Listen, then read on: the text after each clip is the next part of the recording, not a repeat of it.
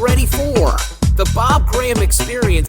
I'm so excited to share what I'm about to share with you. It's an interview with Tracy Repchuk, who's a leadership consultant, and she's a legacy life architect. She's going to talk about what that means, how it can help you as a business owner, especially if you're a coach, a creator, anything in that field. But I think some of the insights that she shares really can work for any of us who are in business. So my interview with Tracy, make sure you pay attention to what she says regarding mindset, about attitude, about really thinking about what you're going to do and starting with the end in mind. It's gold. I can't wait for you to see it. It starts now on the Bob Graham Experience. Hey, Tracy, thanks so much for being with me. And folks, you won't believe the problem solver that Tracy is. We were having some technical issues with the sound. And rather than going, I don't know, and putting her hands up and walking away, she figured it out, which tells me you're a problem solver, which is just amazing. So thank you for that, because I'm really looking forward to talking to you. So let's start right out of the gate. What the heck is a legacy life architect, and how do you help people? Wow, that's a huge question right out of the gate, but here's what it is. So after being in business for 40 years, what I've discovered now is the optimum way for you to really establish your business and be able to kind of systemize and scale it was for us to focus on this legacy life concept. So the legacy life involves aligning your divine message to your purpose-driven goals so you can reach millions and deliver from your overflow. So okay, wait, you got to break that down, Tracy. You deal with that all day. You went way too quick. Break that into pieces, because there's a lot of phrases there I want to understand. Okie doke. All right. So if we back it up, I can back it up. Okay. So if we back it up a little bit, where did this originate? It originated from a near-death experience. Let's start there, where I received a message that each of us, we have a mission, you have a purpose that only you can do. And I started to incorporate that premise into a business that I've been in for 40 years. So what I started to assess with all of the clients, the thousands of clients that I've had over this time, is where do people get lost? And then why is it they can't break a plateau, particularly to reach seven figures? So back we go to becoming an architect of a legacy life. So it started with when you align your divine message. So what that means in particular is, what is it that we'll say you came to the world to say? And more importantly, what kind of movement can we create around that? Because when you create a movement versus just seeking out your target market, that allows it to grow without you. And that's how you get this massive growth, is not you kind of chasing one. It's about inciting others to be excited about, either what you're excited about or how that integrates into their life, that they can carry that excitement. Step one. So when you align your divine message, what you need to say.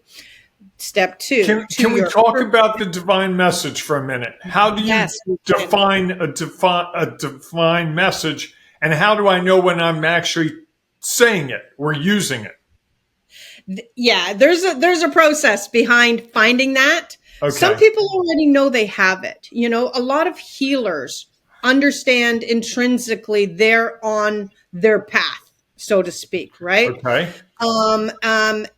You kind of know that you're not on your path if you're actually not happy doing what you do. And so, compare it to my story, right? Uh-huh. So I started a software company at the age of 19 in 1985 when I graduated with a degree in computer science, and I was a computer programmer. Okay. So I'm like, yay, this is awesome. My goal was to make $1 million as an entrepreneur, right? So yay, I did that when I was 21. And so now I'm working this software company. But as it got moving forward through the years, I realize I don't even like what I do, right? And kind of people find themselves this way in corporate as well, in that you're working or doing something that you're not enjoying. That is part one of you're not in alignment to your divine message. So it's really starts with a feeling from that perspective.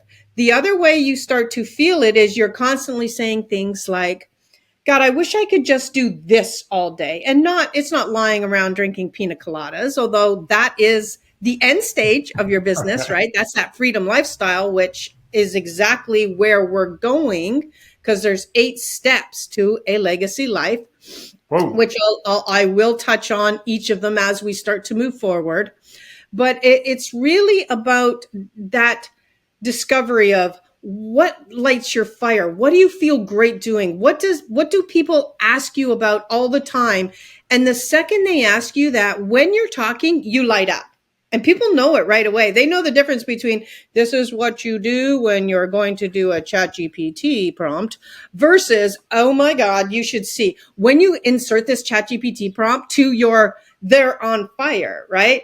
And so there is a level of enthusiasm about no matter what you're talking about, if it's part of this alignment. And so most clients come to me partially aligned, in that they're on the brink of it, but they haven't gone all in. So what we do, we don't derail. We don't say, well, you got to be over here because it's part of your line. We just start to make sure all the actions that we're doing are moving towards that, with the focus on that number one thing, and that is to make the cash register ring. With all new clients, one of the things I do is we ensure that we're aligning to pull in income as fast as possible so that you can start to breathe, you can start to relax a little bit, because sometimes if things are tight, if you don't have that money that you're hoping to have at times, and you can't deliver from your overflow, which is that fourth thing that I mentioned, unless you're feeling relaxed and things are flowing through you. So that's kind of those pieces dissected a little bit. And then, of course, it goes into your purpose-driven goals. So when you align your divine message to your purpose-driven goals, that goes back to that you came with a mission and you have a purpose that only you can do. Now, we don't try to discover that like right out of the gate necessarily. Sometimes we can get that, and there is a process. But if we don't, the thing about your purpose-driven goals is right now, it's okay for your purpose-driven goal to be you want to make 7 figures.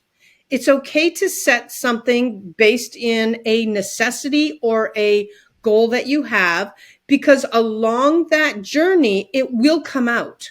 It will start to motivate more to where you're like, oh my God, I love this, making whatever, 100 grand a month. But what I really realize is I want to be doing XYZ, supporting women in Africa. I want to be doing a charity involving, a human trafficking. Things will start to come out that become a bigger part of who you are and why you were sent here. And it's a lot of times I encounter, particularly women, who actually start there, right? Like, oh my gosh, I want to help everybody philanthropically, but you can't deliver from a state of emptiness. You need to deliver from your overflow, which is why we reverse that a little bit and start to focus on the money first. So this is a little woo-woo, a little spiritual, and so far it seems very money-oriented. Is that because that's the easiest thing for us to wrap our brains around, and it leads to a more divine part of us? Or is that really what you think motivates people ultimately? It's not necessarily the motivation or what will appeal to the broader network, right? It's really the steps that need to occur in order to accomplish this final state. And again, so I'll describe the legacy life wheel, which will help to answer that question. So in my process and formula and testing of all of this, it came down to very specific steps needed to happen within a business in order to build the foundation of where somebody wanted to ultimately be. The goal of most entrepreneurs is financial freedom. So boom, right off the bat, right? This needs to be the top of the scale. So that's point number 8 out of 8. But what comes before that is clarity and focus. When these two are combined and satisfied, it creates an income alignment. Then you move to the next part of the wheel, and that is community and visibility. And that creates now the influence. Then you move to the next part of the wheel, and along comes systems and scale. That goes to that impact, ability to create an impact. And then the last part of the wheel is the philanthropy and freedom, and that produces the legacy life. So all of these combined. And that's the overabundance you talk about, right? That's exactly it. The ability to deliver from your overflow, that is that state of abundance. So even though we start extremely practical, we actually need to start practical because you need to pay the bills. You need to live your life. You need to establish an income base. So you start to relax, feel the money energy flowing, and then move along from that point to the ability to now command some influence, build a community, support other people, drive the movement. And then you move to that visibility moment where you want stages and podcasts and appearances. Then you move to that next level of systemizing and scaling. What is happening right now, though, in many cases, is people start at that systemization and scale point because we're in the age and era of technology. Mm-hmm. And so what ends up happening is they bog themselves in procedures that don't make any money at all. They can spend months in implementing CRM, months implementing systems that allow them to reach thousands of people that they don't even have yet. We need to start back at the foundation of earning money, communicating with people, and building relationships. And again, that goes back to, I started a company in 1985 at the age of 19. We only had the phone. We only had going door to door. There was no internet. There was no social media. There were no computers. I remember. There was nothing. We've come a long way. Come a long way. So this is really, I'm trying to distill this into simple terms, and I don't mean to minimize it. I love the process, but this is really walk before you run. And what it sounds like you're saying is a lot of people are trying to run before they walk.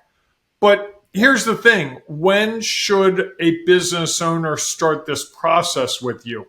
Is this after you've failed for 5 years or 50 years and you go, I've got to find a better way? Or is this before I even start my business, I should be talking to you and building it from square one this way? It's both. And here's why. A legacy that was is easy. being built with or without your knowledge, period, right? So when you understand that everything you do has that ripple effect, everything that you do, it really is currently documented, right? As the creator, everything you write, everything you say, everything you do, what you care about is all documented right now on the internet and through the people that you meet and the impression that you make. So that means that's a scary thought. You want to be that intentional creator, right? Not the person that says, oh, it's all divine and everything's being done for me and I'll just go with the flow. Heck no. This is about you gaining control of what you want from life, what you want to accomplish, how you want to be living. You want to be that living role model of living that legacy life, right? Of accomplishing ultimately financial freedom and being a great philanthropic contributor to the world. But at the same time, you do want to take control of what will ultimately be the driver, and that is your ability to have income, influence, impact, and then ultimately legacy. Okay, so I'm going to use myself as an example for you for a minute. My goal, if you said what my mission is right now, it's to help 2,000 business owners become book authors. Okay? Yep. Now, is that okay? Or should I tie a financial goal to that and say, I want to make X number of dollars a year so I have financial freedom? Because my thought would be if I help those 2,000 people, one, I'm not really motivated by money. And two, it sounds a lot better in my head to say I want to help 2,000 people than I want to get rich off of helping people. Now, I know that's not what you're saying, but that's how I hear it in my head. And I'm sure that's programming from my childhood and all. How do you respond to all that? Because I would assume that's part of this process, right? Figuring out the messaging we have already going in our heads. Yes. Well, and that is part of the unpacking. Exactly. But one of the things you said is you want to help 2,000 people become authors. Well, that's a fantastic purpose driven goal, right? We don't have to say, I want to make $1 million helping 2,000 authors, right? And so this is an okay thing. Where we start, though, at the beginning is with the clarity, right? That's actually around your offer. It starts with the clarity of what it is that you're going to do for somebody. So in your case, your clarity or your signature offer, as we'll call it, is what we will call a book package. Okay? And so here is how I now establish what I'll call the legacy life thinking, which is, way beyond probably what people are thinking already. And I would say, great, you want to make 2,000 authors? Well, we're going to charge $25,000 and you're going to create a package for a up and coming author.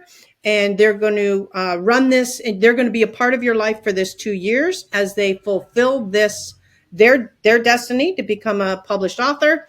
And then you're going to have the finances to do that really well, period, to get them what they really need. So if I give you kind of the legacy life umbrella concept, it is around two things. The first is letting them know what it's truly going to cost. So we can all say, and as somebody who is a 9-time #1 bestseller, as somebody who has paid a lot of money for help, advice, mentors, hundreds and hundreds of thousands of dollars to get formulas that work, the thing that I discovered after applying, let's even take the book publishing concept, I've made 50 #1 international best-selling authors. So that's like, we could call that the start, right?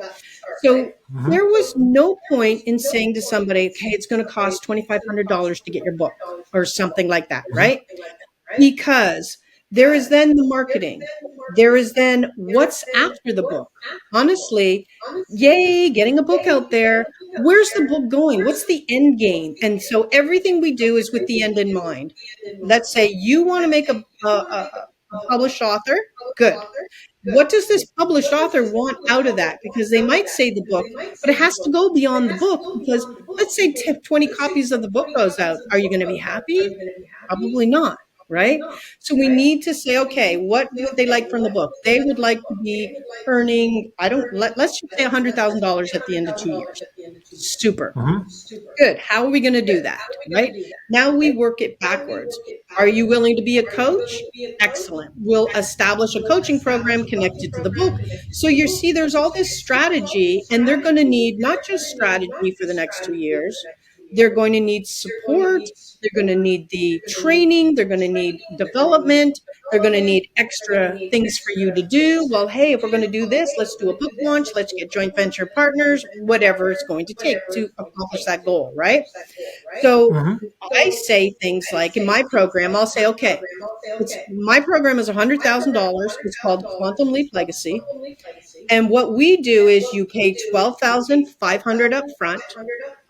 we get everything going, we get the infrastructure in place, and then you don't pay the next 12,500 until you've earned $100,000 in sales booked.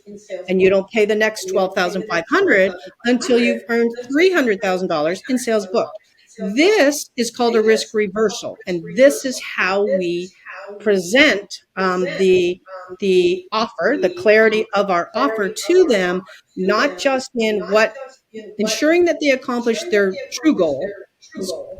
Goal number one was the book. What's the real goal, though? Then we say, okay, I'm going to be a partner in this, right? This is called risk reversal. We're going to get you started, and then you don't pay more money until you've hit benchmarks. And again, with the book, those benchmarks can be financial, because you can say, okay, now we're going to connect a coaching program to that. So therefore, we're going to charge $5,000 for your coaching, and your next goal is X, and things like that, right? So that's how you unpack a clarity moment and get it aligned with, right now, your purpose-driven goal is 2,000 authors, and that's great. Okay, wow, that was a lot. You've got my head spinning. And just so you know, and so the audience is clear, my offering really involves more of lead generation with their books. So it's not being a bestseller. That would be nice. And while I respect you as a 9-time bestseller, I'm amazed by that. The odds are most authors aren't going to become bestsellers. Where they really make their money is creating leads and referrals and being a thought leader around their book. Just to be clear. Exactly true. And that's exactly true. And that is why it needed to unpack the way it did, right? So absolutely. If you can provide, it was very insightful. Thank you. Yeah. If you can provide leads, you are honestly the god of the internet right now. There you go. From your lips to God's ears. Yeah, and so that's a skill set that, when packaged properly, can absolutely be a differentiator, because everyone will say, I can do Google ads, I can do Facebook ads, and here's my charge, and here's my monthly retainer, and here's my this. That's called the sea of sameness. We need to position everybody at the top, what we call the authority, influencer, thought leader, just like a book does, right? We position you at the top and package you.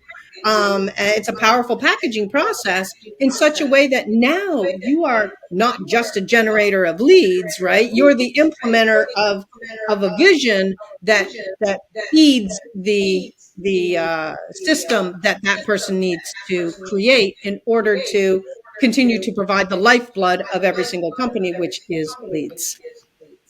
Okay. Wow. So let's talk about your books for a minute. What got you writing books? Was it the opportunity to be a bestseller, the money that was involved, or you just had a message you had to share? So when I was 12, I wanted to be the youngest author. Writing was my dream, and I wanted to be represented by Wiley Publishing. That was the dream from being a young kid. I actually submitted, which was a big publisher and still is a big publisher. Exactly. So I wanted to be, I wanted that. And then I actually submitted a book when I was in grade 5. One of my teachers submitted on my behalf. And with your knowledge or without your knowledge? No, it was with my knowledge. I had handed in this book with them. I said, I've written something. Will you read it? They read it. They said, we need to get this to a publisher. And they did that. They did that for me. But I was not accepted. It didn't go anywhere. And then, so that always was a driving factor. But then as I got, I actually published another book called The Poetry of Business, which was an A to Z from the moment you graduate school to the moment you retire. It was a step-by-step process of a person's life written in poetry. So that was my very first book. And that actually, at the time I wrote that, I was in Canada. I was in all the chapters, bookstores, physical bookstores. I was doing book tours with that book. That was what I would call the fun. How long ago was that? That was in 2000. That was in 19. 97. Okay. Around that around I that era. understand. It's hard to look back that far. Well, Okay. yeah, So you got actually, your I first can't book. remember. Your first book comes out. You go on a book tour. It has some success, I presume. Yes. Did you feel good about the outcome with it, or were you disappointed, or did it exceed expectations? So I was happy doing the book tours. I was happy with the book. It was a self-published book. Well, actually, I opened up way back then a publishing company because they wouldn't accept self-published authors into the bookstores.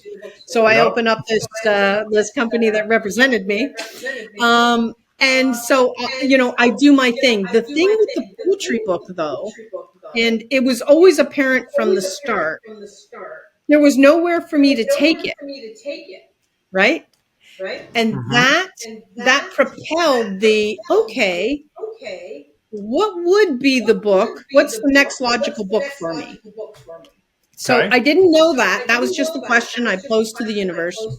So then off I go in my business, and I attend an event. It was called the World Internet Summit. It was a seminar, 16 men on the stage, a 5-day kind of pitch fest as they were back in 2005. And I'm watching So these this men is on early stage. internet. This is a I was different on the internet. This is internet. Yeah, I was before, on the internet in 1992 before it was even called that. So this is we, Yahoo. This is early. For yep, you younger people, this is before Facebook and Instagram and Twitter and TikTok. This absolutely. is really primitive. Like Yep. This, what Google started in 2003, I think. yeah. Or Well, I was on so Google didn't exist. It was Yahoo. It was Netscape. yeah. It, Oh yeah, so Netscape. it was in 1992 when I got on the internet. It wasn't even called that.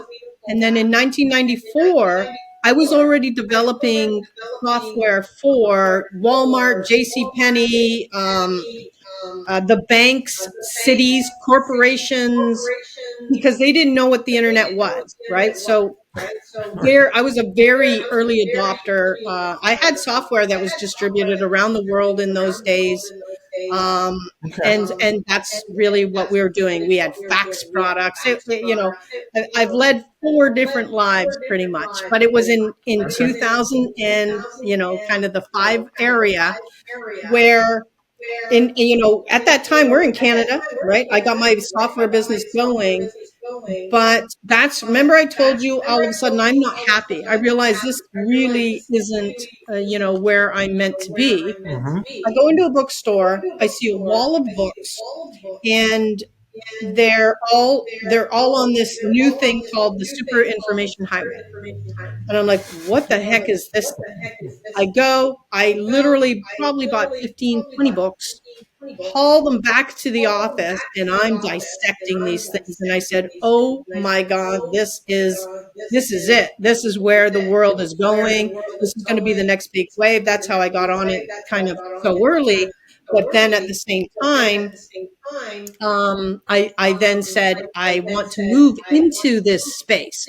So from Toronto, I fly to this event down in Las Vegas. I watched my very first early seminar where it was 16 men. 2 things came from that. As I'm watching, I said, oh my God, where the hell's the woman, right? Why is it Yeah. 16 men and no women? I said, so I'm going to be on that stage in a year. And I didn't know how, but that was what I had stated. The second thing, and this is what started my entire launch in internet marketing, is I said, there needs to be logic introduced into this field. And so Okay. because what was happening is every time some speaker came on and said, oh, if you had my traffic package, life would be simple. You'd be making hundreds of thousands of dollars every single month. And I'm sitting there going, yeah, but what are you selling? Where's it going? Where's the website? There was no talk of that. It was traffic, traffic, traffic, leads, leads, leads, right? Mm-hmm. And so all of these people were running to the back of the room, buying these $6,000 lead packages, going nowhere, right? Okay. So Yep. I was like, oh, I wait, before remember. they bought that lead package, they should have bought the landing page package so that they had a place to send those leads. So now I'm dissecting these 16 speakers saying, okay, they should have bought this guy, then this guy, then this guy, then this guy. And then I started to create what was at that time when it came out, it is called 31 Days to Millionaire Marketing Miracles. It was the A to Z of internet marketing. What you should do first, second, third, fourth, fifth, all of it, right? And so it was the entire structure of internet marketing. And so I launched that book in the early days. So this is where Okay. there was no Kindle, there is no distribution outlets. Amazon did not store your No book, Amazon. Right. right? There was no print on demand. There was 5,000 books in my garage, and I launched that book Okay. live. So it goes to #1 for real on Amazon, and it changed everything for Bravo. me. Thank you, because when I say like that was my very first book, it was self-published, right? So it goes to #1, and then I start getting phone calls. Can you coach me through the book? Because it was the A to Z of internet marketing. I said, Mhm. yes, I can. So back then, I started a coaching program called Entrepreneur in Overdrive. And so the thing was, I said yes to all these people, but I didn't know how to be a coach, right? That wasn't me at all. I flew from, at that time again, Toronto to New York. I took a look at this coach that was the coach of coaches. He trained Yep. me how to be a coach. I go back and I start my coaching program, and I'd made 6 figures in about 5 months from this coaching program.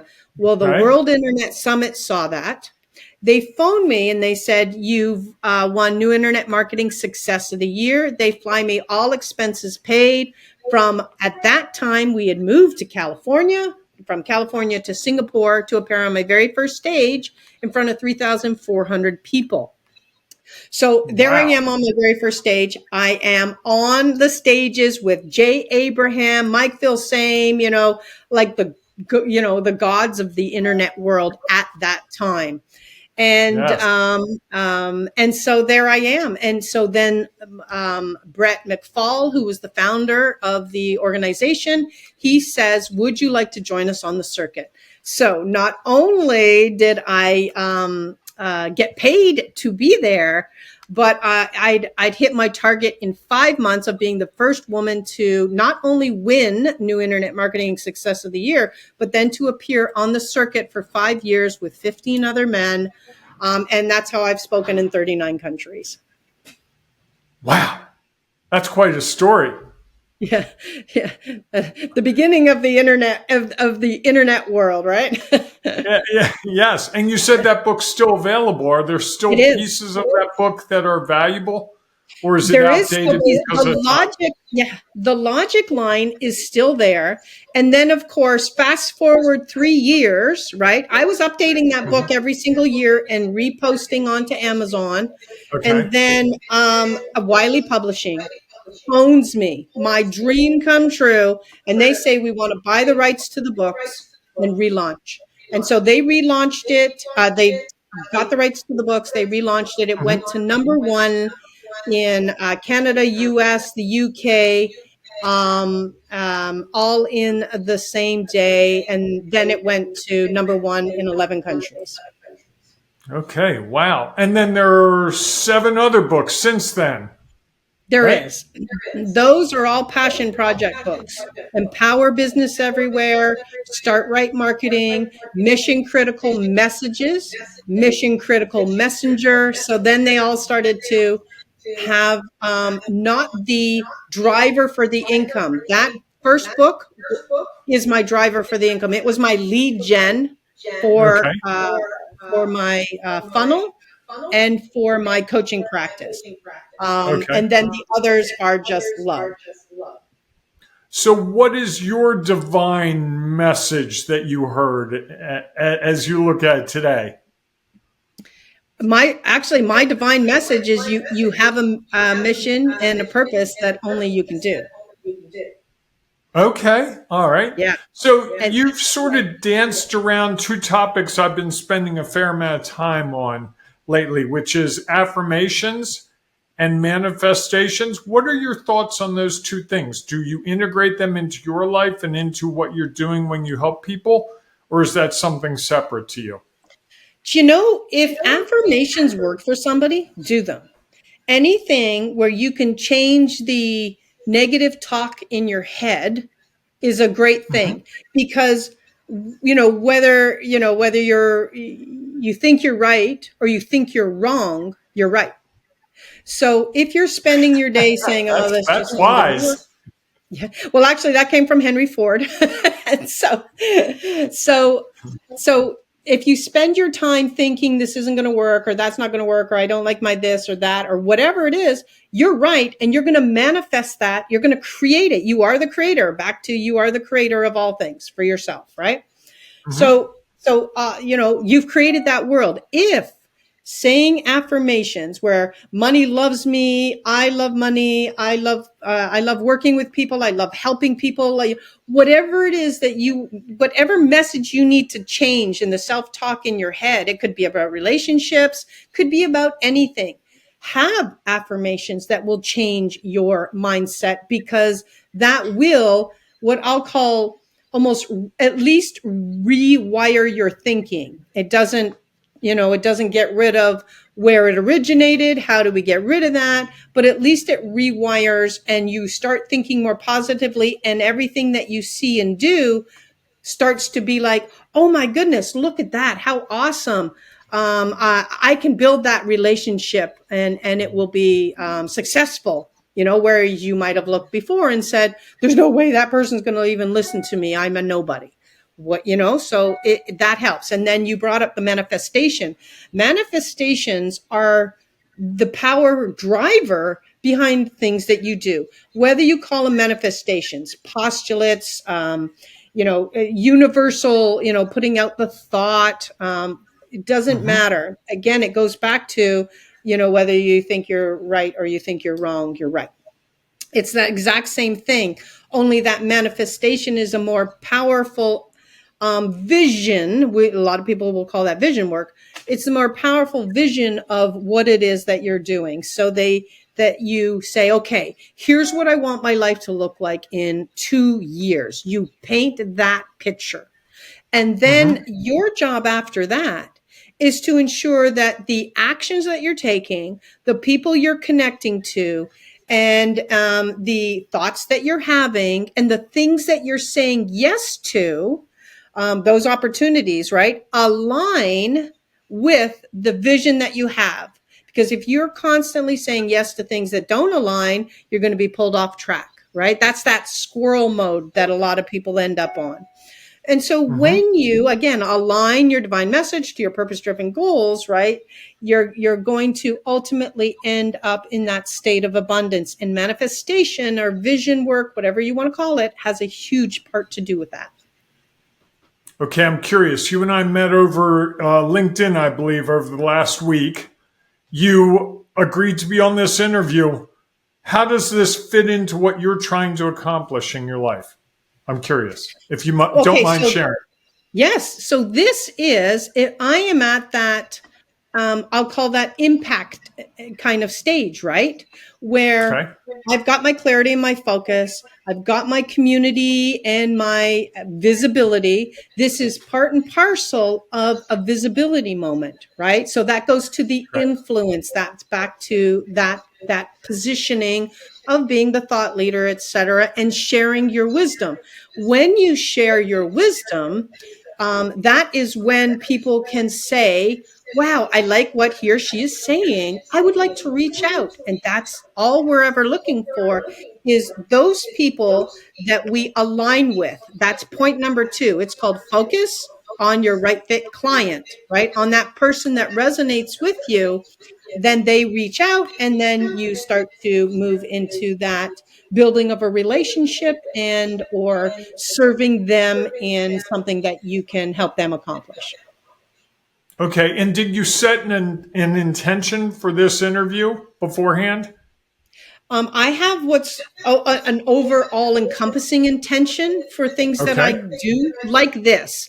Like sometimes if I'm going on a major stage, I might have the intention, a You're monetary not intention. calling this a major stage? Come on, Tracy. You really disappoint me here. I feel like this is When the most major I'm of talking about, stages.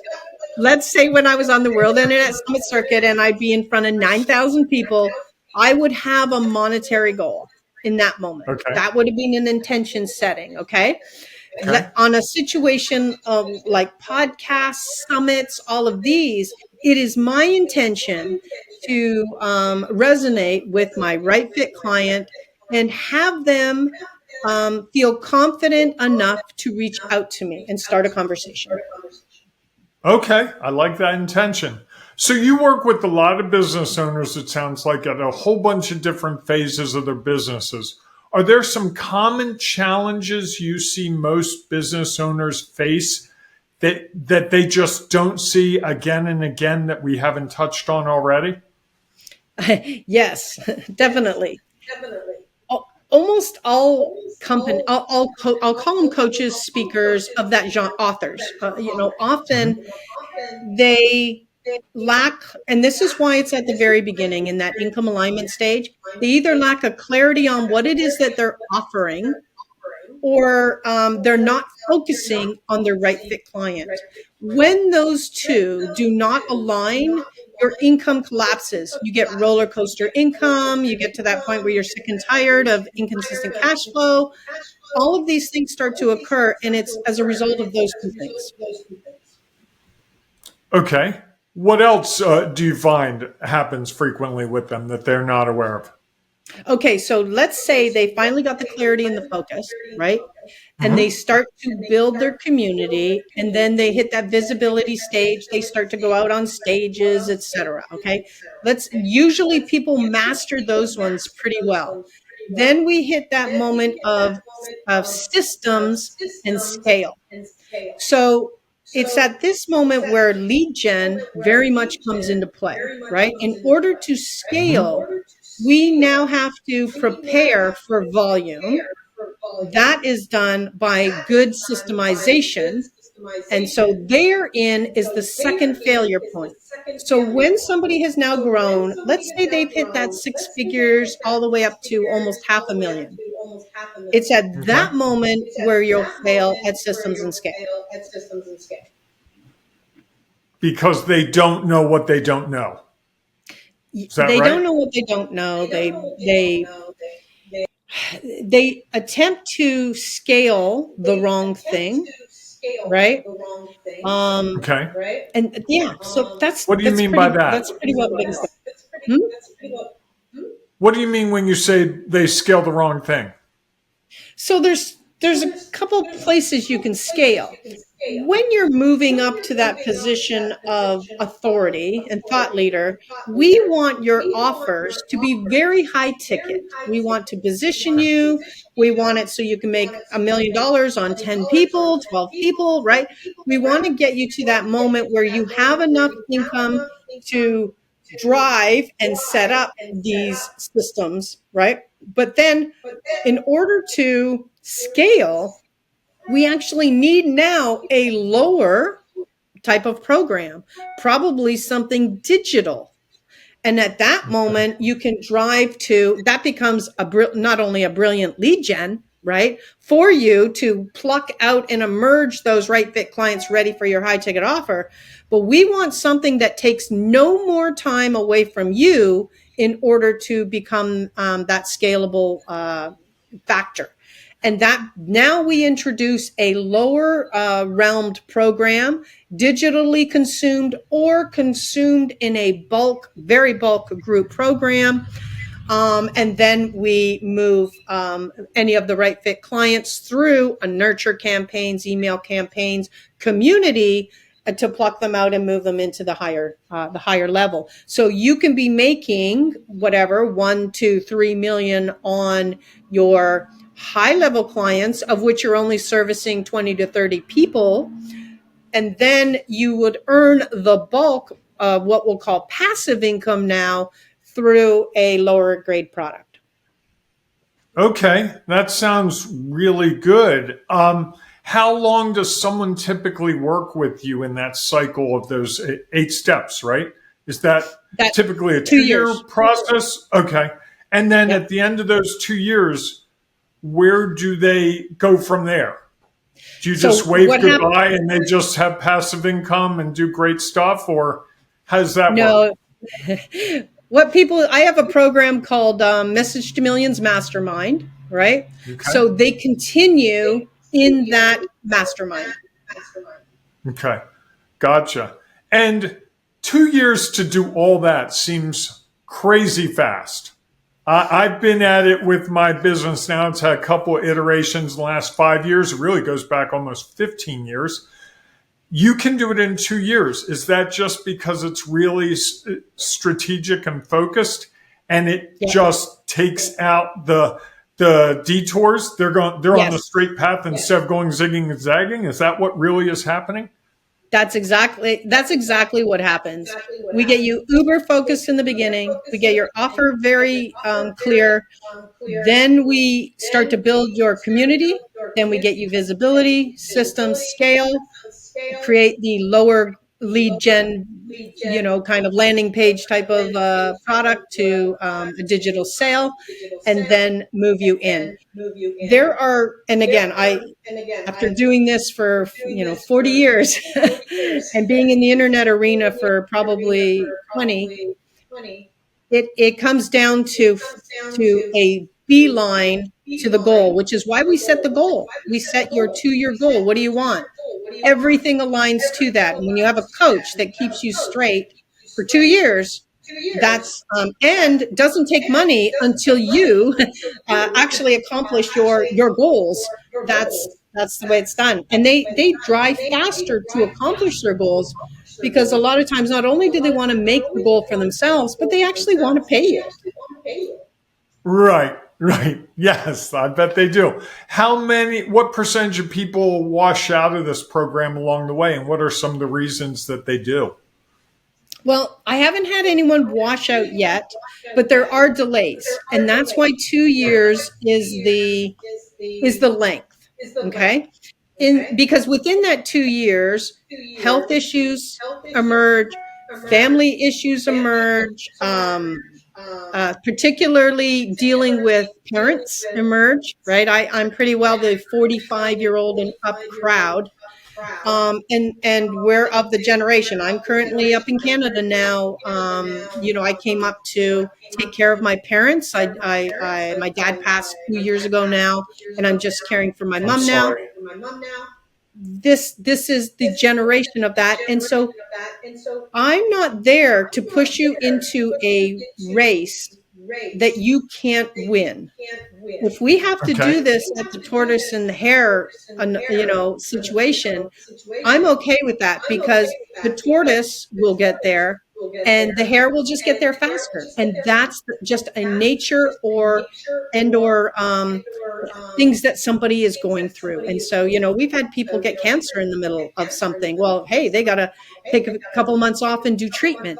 I've had people Sure. like whose daughter has died. I mean, that's a devastating blow. And I've had people who have done this from having a job.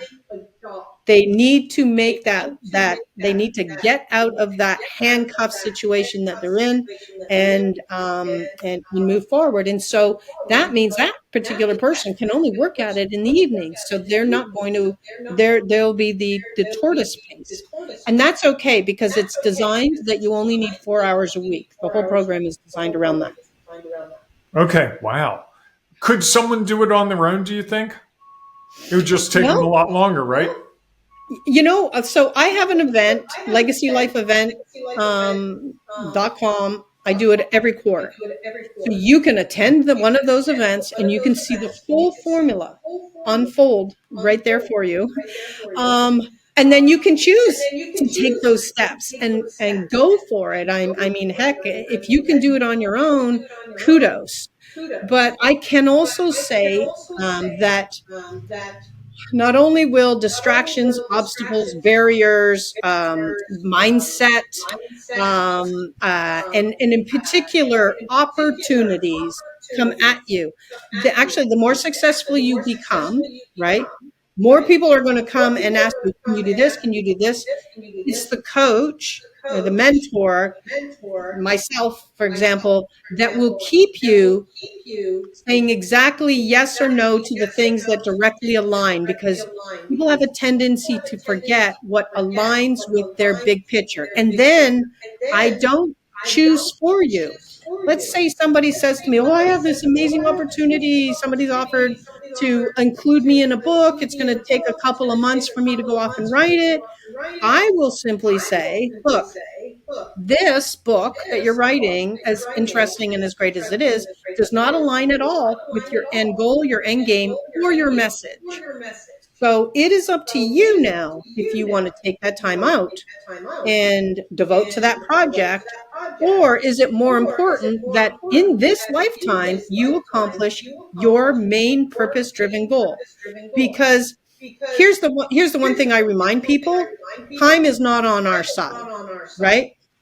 I mean, I've had people, I've had friends, I had 3 friends die in the last 2.5 months who did not finish their legacy life or get their mission accomplished while they were here.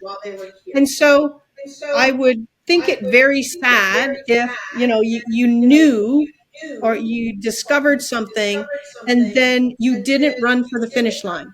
So oftentimes people don't run for the finish line and they divert it. That is usually something that has to be worked on in many cases. We have to take a look at, why do you keep sabotaging your own success?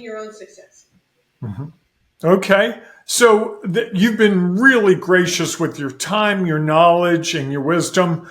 I would love for you, for just a couple minutes before we get to the Bob Graham Experience part of the program, for you to plug whatever you want to plug, explain whatever you want to explain.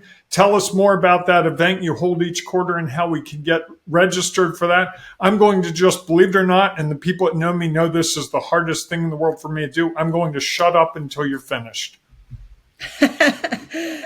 Okay, so there's 2 great ways to get started with me. The first is legacylifequiz.com. It's 60 seconds of your time. It will assess where you are in income, influence, impact, or freedom. It will, based on your score, tell you the 2 things you need to focus on and what to do next. Then, if you choose to do so, I can jump on a call with you and we can take a look at what it would look like to work together, or you can go off with your report and work it, right? The second thing, as you mentioned, is the event. So it's legacylifeevent.com. It is a transformational virtual day with me where I'm going to walk you through all of the steps, all 8 steps of the formula, and show you what needs to be done. And then I'm going to show you how to increase your value, perception of yourself, and how to set prices, the premium price that you need to do, the powerful packaging, and then put yourself in a preeminent position, which is something that Jay Abraham established. And with those 3 things, how you rapidly can accomplish the goal that we're setting for you, which is the 7 figures in 2 years or less, and how to do that. And then at the end of that event, you can choose to run it yourself or reach out to me and let's really have a discussion about how to make this successful for you and how, I can help you get there. And so that event, for your listeners, if they use the code LLVIP, Legacy Life, Very Important Person, all in capitals, they can get a ticket for writing it down. Write it down. They can get a ticket for LLVIP. Yeah. Okay. And then you check it out. Have the experience, So we have, we always have one coming up, right? Do you know when the next one is? The next one is October 10th. Okay. All right. October 10th, 2024. Yeah. And if you're listening to this after that, I'm sure there's one. It sounds like probably in January, April, and July would be my guess. December is the next one. And then, yes, Okay, for a year. December. I was close. Yeah. Okay, great. Well, that's marvelous. So, are you ready for the Bob Graham experience?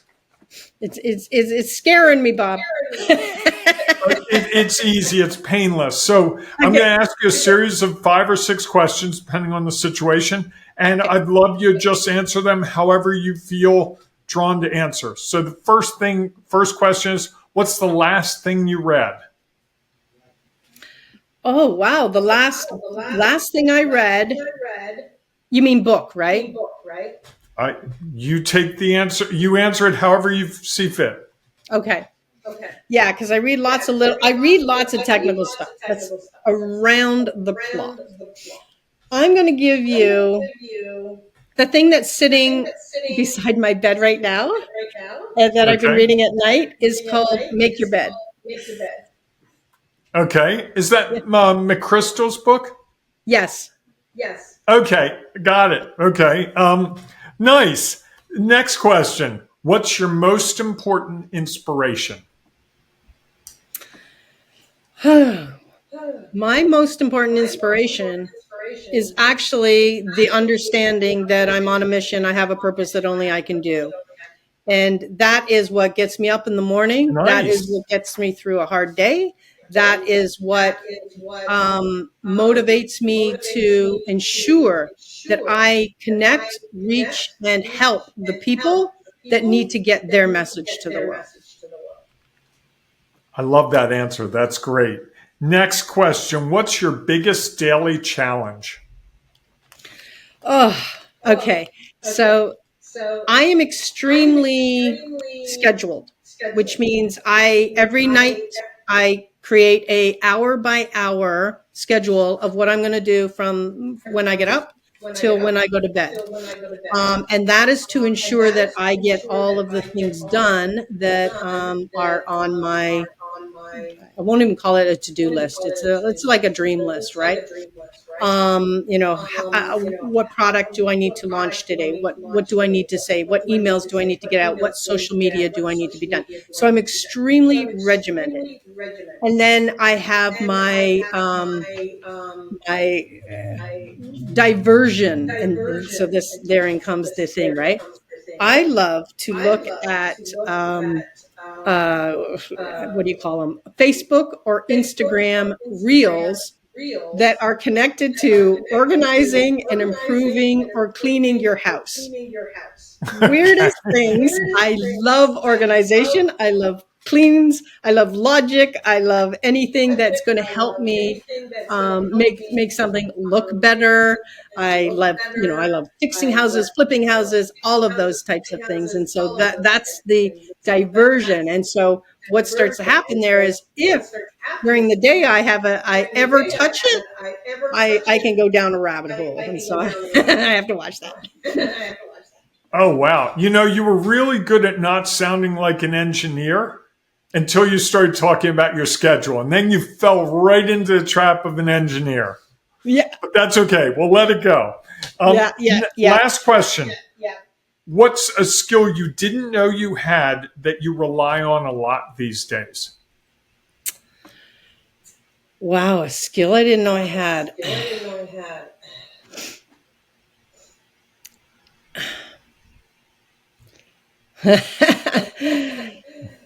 I'm in a really big state of knowingness. So it's not necessarily a skill I didn't know I had.